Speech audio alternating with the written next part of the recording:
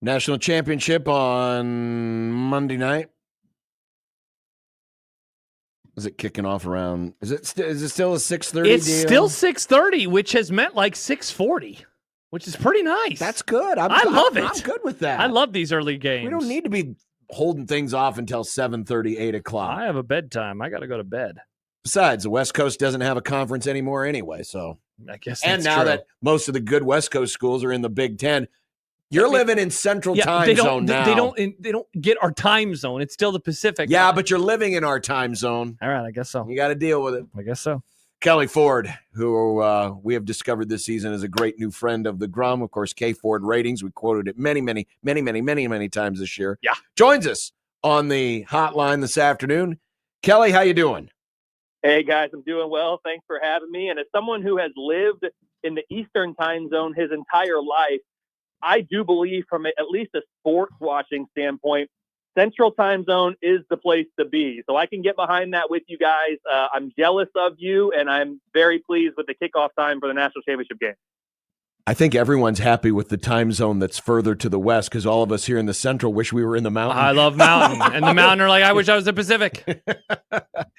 Well, Kelley, your pre-playoff sim on KFord has correctly called all 10 games so far. It's obviously good for your system, but does that say something about how this whole playoff has worked in year one?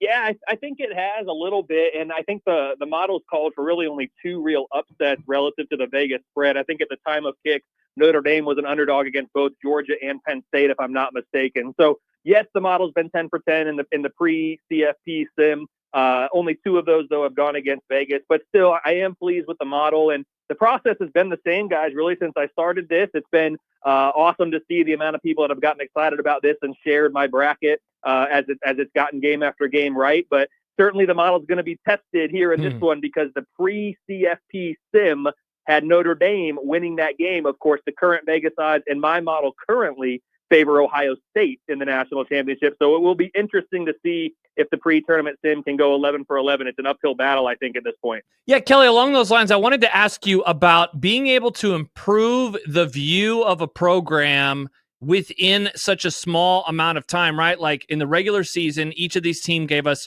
12 data points. Now they have given us 3 more. And with the competition being on the uptick, is there a higher weighting of these games? Well, hey, you beat a Tennessee or an Oregon, or you beat a Georgia and a Penn State. Like those games are going to be worth more. I guess ultimately what I'm wondering is how have the views of these two teams changed by the time we get to Monday night? Yeah, so we're not going to place any extra weight on these games from a modeling standpoint, and here's why. Any predictive model that's out there that has a base foundation that's solid, which I would counter mine is already accounting and adjusting for the equality of your opponent. So yes, these games mean more, quote unquote, as we're charging towards a national championship, but the model's already adjusting for, hey, the level of competition has been stepped up. So the model's baseline expectation for each team's performance has already been adjusted for the opponent that they're going to face. And so you've asked, how have these two teams, Ohio State and Notre Dame in particular, how has the model changed their view of them since, early December? Quite honestly, Notre Dame's power rating has not changed a whole lot. Notre Dame has played to the level that the model expected against each of their opponents here, Indiana, Georgia, Penn State, as they've collected these wins along the way. The model has improved its view of Ohio State, and I think that makes sense. All year, I mean, guys, I came on with you and other outlets throughout the year. All year, I said, if Ohio State plays their A-plus game, they're the best team in college football, and I'm not sure anybody can beat them. However, I kept saying that throughout the year, and Ohio State failed to show that A-plus game time in, time out, of course, bottoming out against Michigan in the regular season finale, missing out a chance to go to Indianapolis in the Big Ten championship. But then as soon as the playoffs started, that home game against Tennessee, the Rose Bowl against Oregon, certainly A-plus games, and then Texas was a very stiff test, but Ohio State continued to play at a high level. So the model has improved its view and made a better judgment now of Ohio State. It's raised the level of expectation for Ohio State's play. Notre Dame has remained largely the same, but Ohio State has not just closed that gap against the Irish, but now exceeded them, and that's why I have Ohio State as just a 2.5-point favorite. I know Vegas is much more than that. I also understand why, because I know the limitations of my model. It's blind spots, and I think it's being exposed in a couple here. But that's why Ohio State, for me, is a 2.5-point favorite in Atlanta on Monday. You've got the number 1 and number 4 ranked defenses, according to your ratings, meeting Monday night. What is it about Notre Dame's defense that should worry Ohio State the most? Notre Dame is just incredibly sound on the defensive side of the ball.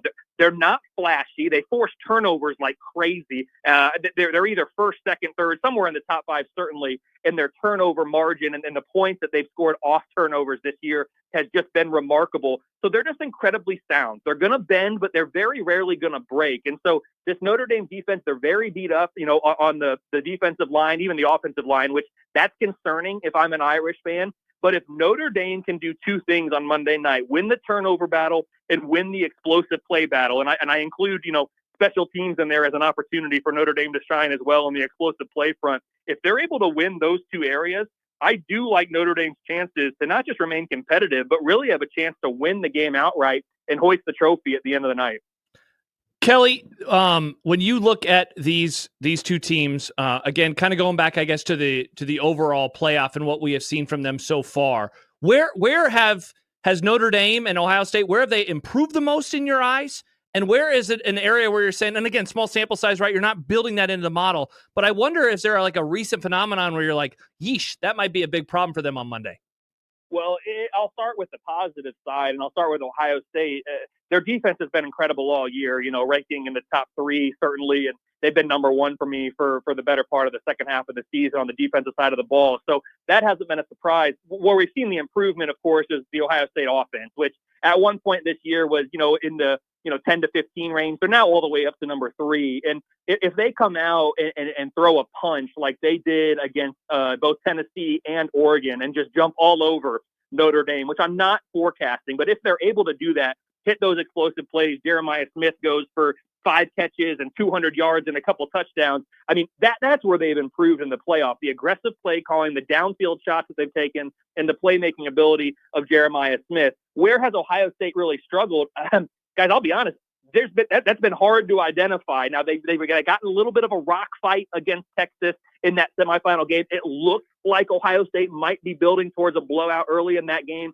Travion Henderson makes a mistake, a mental lapse, and throws that hand up in the face of the defensive lineman, 15-yard penalty. It derails that second drive, and then it took a while to get going again on offense. But really, it's the self-inflicted wounds that Ohio State did to themselves against Texas. That's the only thing that slowed them down. So if they avoid that, I think they'll be in good shape. And then you flip it around to Notre Dame, where have they improved? Again, I don't think they've necessarily, quote unquote, improved in any area during the playoff. They've been incredibly sound on both sides of the ball. We talked about their offense is number 6, their defense is number 4, but the model's view of the Irish has not really changed from pre-CFP to current. They've played almost exactly as we expected. They've been in a couple tight games. They've proven they can grind it out over 60 minutes. Notre Dame, for me, especially with the injuries as they piled up, they're not a team that's going to run away from you. Ohio State has that ability, that higher end to run away, and we've seen that in a couple playoff games. Notre Dame's not going to run away from anyone. Yes, that they got way out in front of Indiana. Indiana comes back and makes it close late. But Notre Dame's a team that's built to just lean on you. They're just going to grind, play after play, drive after drive on both sides of the ball. The defense will bend. They won't break. The offense is going to get 3 yards here, 5 yards there, get a first down on 3rd and 2, and just keep the drive going. And they've been able to grind teams down over 60 minutes and ultimately pull out the win. So I don't think I've learned anything new about Notre Dame in the playoff. They've been exactly what we thought, and that's a really, really good team, number 2 in the country in my model, currently number 1 coming in. And Ohio State, we've learned that this offense can be the most explosive in the country, and if they come out and throw the first punch, and then they throw the second and maybe land a third, the game is over before the other team knows what hit them. Yeah. Recently, you tweeted something, Kelley Ford joining us from KFordRatings.com, that college football is now a December-January sport. What does that mean, and what does that mean for the sport moving forward? So I'll try to not bring down the audience with my doom and gloom there.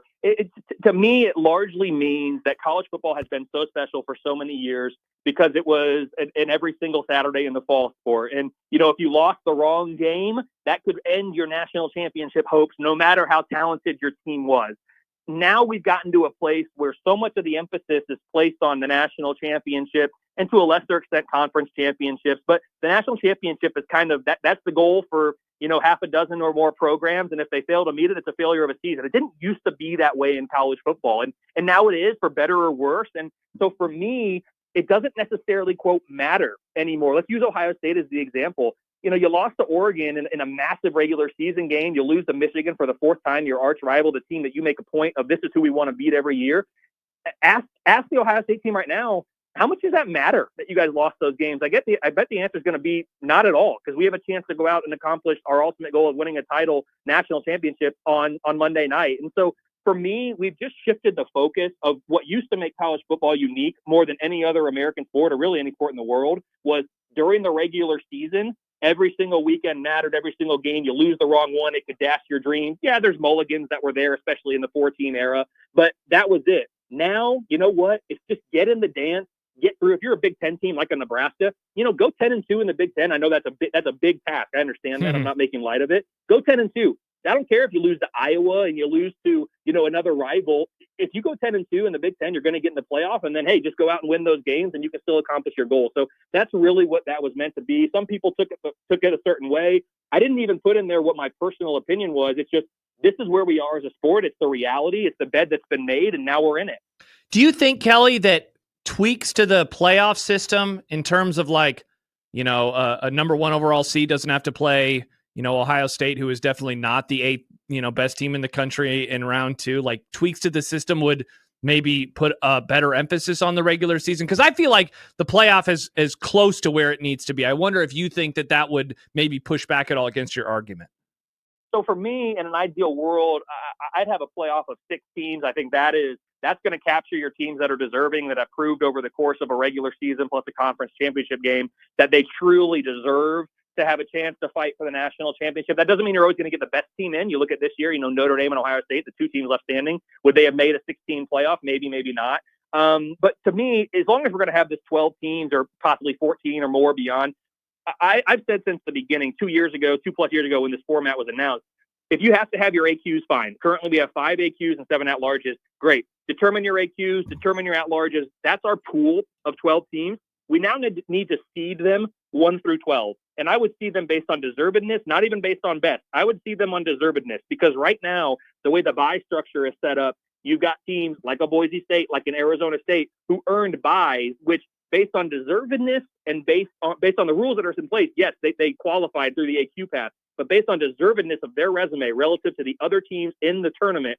and based on their predictive metrics, how good are they? What's the best team? They don't check either of those boxes for a top 4 seed, yet they got it. And we saw the bracket luck that played out. Penn State had a hugely favorable draw to make it to the semifinal game and play against Notre Dame, and they almost win that game. And then you look at a team like Oregon, who beat Penn State in the Big Ten championship game. Their reward for that is, hey, you get the winner of Tennessee, Ohio State, but ended up being the hottest Ohio State team we've seen all year, and they get blown out. To me, that's a huge injustice. It needs to be addressed, and I believe it will be.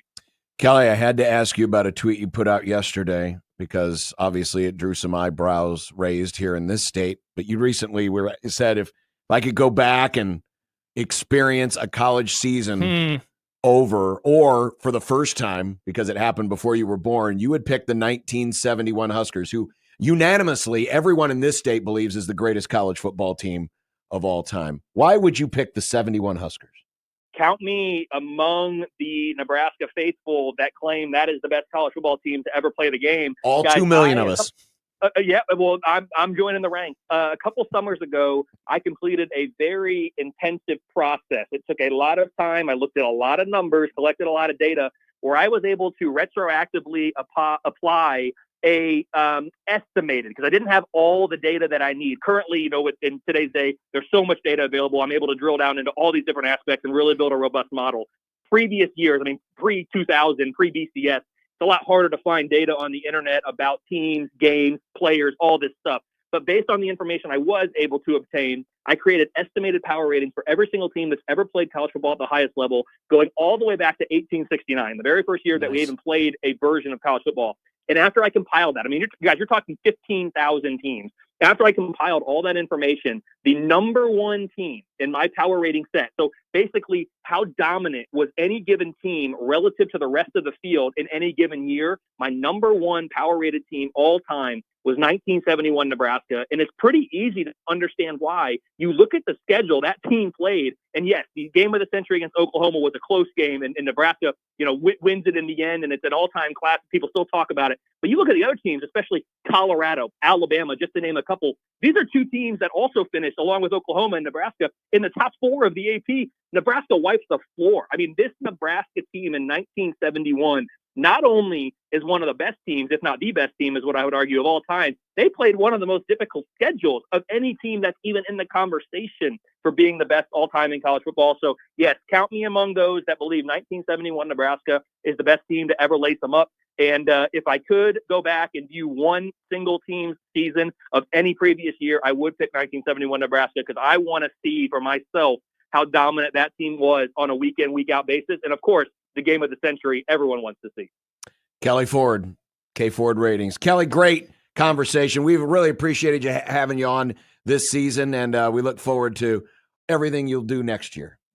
Hey, thanks, guys. I really appreciate it. It's been great talking with you all year, and I look forward to it. All right. Thank you, Kelley. Kelley Ford, KFordRatings.com. You think you know a guy.